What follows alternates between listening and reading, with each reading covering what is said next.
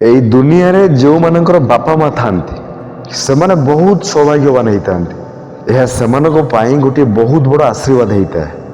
ବାପା ମା ଆମକୁ କେବଳ ଭଲ ପାଇବା ଦିଅନ୍ତିନି, ବରଂ ଜୀବନ ଯିବାର ତରିକା ମଧ୍ୟ ଶିଖେଇଥାନ୍ତି। କିନ୍ତୁ ଏହି ଦୁନିଆରେ ଏମିତି ବି କିଛି ଲୋକ ଥାନ୍ତି ଯେଉଁମାନଙ୍କର ଏହି ସୌଭାଗ୍ୟ ନଥାଏ, ଯେଉଁମାନଙ୍କ ମୁଣ୍ଡ ଉପରେ ନା ମାର ଛାଇ ଥାଏ ଆଉ ନା ହିଁ ବାପାର ସାହାରା। କ'ଣ ଏହି ଲୋକମାନେ ଜୀବନରେ ହାରିଯାଆନ୍ତି? କ'ଣ ଏମାନଙ୍କ କାହାଣୀ ଏଇଠାରୁ ହିଁ ଶେଷ ହେଇଯାଏ? ନା, ବିଲକୁଲ ନୁହେଁ। ଏମାନେ ସେଇ ଲୋକ ହେଇଥାନ୍ତି ଯେଉଁମାନେ ଦୁନିଆକୁ ଏହା ଦେଖାନ୍ତି କି ଯଦି ମନରେ ସାହସ ଅଛି ତ ଏକୁଟିଆ ଛିଡ଼ା ହେଇକି ବି ପାହାଡ଼ ସହିତ ଟକ୍କର ମରାଯାଇପାରିବ। ଯଦି ଆପଣଙ୍କ ବାପା ମା ନଥାନ୍ତି ତ ଏହା ଭାବନ୍ତୁନି କି ଆପଣ କମଜୋର, ବରଂ ଏହା ଭାବନ୍ତୁ କି ଆପଣଙ୍କ ପାଖରେ ସେଇ ଶକ୍ତି ଅଛି ଯାହାକି ବହୁତ ହି କମ୍ ଲୋକଙ୍କ ପାଖରେ ଥାଏ, ନିଜକୁ ନିଜ ଦ୍ୱାରା ବନେଇବାର ଶକ୍ତି। ଦେଖନ୍ତୁ ସାଙ୍ଗମାନେ, ଦୁଃଖ ଆଉ କଷ୍ଟ ସମସ୍ତଙ୍କ ଜୀବନରେ ଆସିଥାଏ। ଫରକ କେବଳ ଏତିକି ଥାଏ କି କିଛି ଲୋକ ସେହି ସମସ୍ୟାରେ ଭାଙ୍ଗି ଯାଆନ୍ତି ଆଉ କିଛି ଲୋକ ସେହି ସମସ୍ୟାକୁ ନିଜର ହତିଆର ବନେଇ ଦିଅନ୍ତି। ଯଦି ଜୀବନ ଆପଣଙ୍କୁ ବାପା ମାଙ୍କ ଭଲ ପାଇବା ଦେଇନାହିଁ ତେବେ ଏହା ଜୀବନର ଦଣ୍ଡ ନୁହେଁ, ବରଂ ଏହା ହେଉଛି ଆପଣଙ୍କର ପରୀକ୍ଷା। ଗୋଟିଏ ଏମିତି ପରୀକ୍ଷା ଯାହାକି ଆପଣଙ୍କୁ ଦୁନିଆର ସବୁଠାରୁ ଶକ୍ତିଶାଳୀ ବ୍ୟକ୍ତି ବନେଇପାରେ। ଭାବନ୍ତୁ, ଯେଉଁ ଲୋକମାନେ ବିନା ସାହାରାରେ ବଡ଼ ହୁଅନ୍ତି ସେମାନେ କ'ଣ କରିପାରିବେ?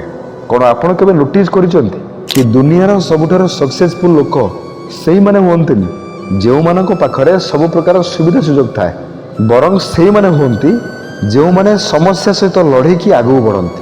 ସଚିନ ତେନ୍ଦୁଲକର ତାଙ୍କ ବାପାଙ୍କ ବିନା ଜୀବନରେ ବହୁତ ଉଚ୍ଚତା ହାସଲ କଲେ। ଅପରା ୱିନଫ୍ରେ ଅନାଥ ଆଉ ଗରିବରୁ ବାହାରି ନିଜକୁ ଇତିହାସର ଗୋଟିଏ ଅଂଶ ବନେଇଲେ। ଷ୍ଟିଭ୍ ଜବ୍ସ, ଯାହାଙ୍କ ଜୀବନରେ ତାଙ୍କ ବାପା ମା ନଥିଲେ, ଯାହାଙ୍କୁ ଆଜି ଦୁନିଆର ସବୁଠୁ ବଡ଼ ବ୍ରାଣ୍ଡ ଆପଲ୍ କମ୍ପାନୀର ସୃଷ୍ଟିକର୍ତ୍ତା ଭାବରେ ବିବେଚନା କରାଯାଏ, ଏସବୁ ଏଥିପାଇଁ ସମ୍ଭବ ହେଲା କାରଣ ସେମାନେ ପରିସ୍ଥିତିକୁ ନିଜର କମଜୋର ନୁହେଁ ବରଂ ନିଜର ଶକ୍ତି ବନେଇଦେଲେ। ତେବେ ବର୍ତ୍ତମାନ ପ୍ରଶ୍ନ ଆସୁଛି କି ଆପଣ କ'ଣ କରିବେ? କ'ଣ ଆପଣ ଏମିତି ବସିକି କାନ୍ଦି ଚାଲିବେ କି ଆପଣଙ୍କ ପାଖରେ କେହି ନାହାନ୍ତି ବୋଲି? ନା ନିଜ କାହାଣୀ ନିଜେ ଲେଖିବେ ଯେମିତି ଏହି ମହାନ ଲୋକମାନେ ଲେଖିଲେ? ମନେ ରଖନ୍ତୁ, ଏହି ଦୁନିଆରେ ସବୁଠାରୁ ବଡ଼ ସାହାରା ହେଉଛି ନିଜର ବିଶ୍ୱାସ। ଯଦି ଆପଣ ନିଜ ଉପରେ ଭରସା କରିବେ ତ ଆପଣଙ୍କୁ ଅନ୍ୟ କାହା ସାହାରାର ଆବଶ୍ୟକତା ହିଁ ପଡ଼ିବନି।